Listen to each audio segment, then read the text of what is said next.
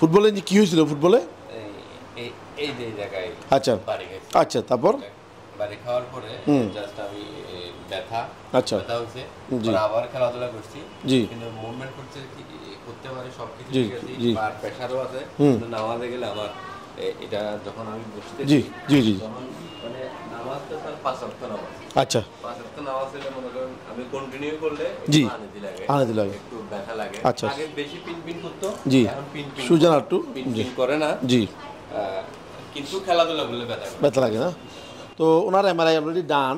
ওনার lateral মিনিসকেসের posterior হর্নে injury আছে বলছে, এখানে না ব্যথা লাগে, হ্যাঁ, হ্যাঁ, এখানে না, তাহলে ল্যাটেরাল মিনিসকেসের ওইখানে ব্যথা। আচ্ছা এখানে ব্যথা আছে, ব্যথা লাগতেছে না, ব্যথা এখন লাগছে না, খেললে লাগে আর কি না, এই যে এটা না, এটা যদি হয়ে থাকে তাহলে আপনার অন্য সমস্যা আছে কিনা দেখতে হবে এখানে না। এখানে আছে, ঠিক আছে।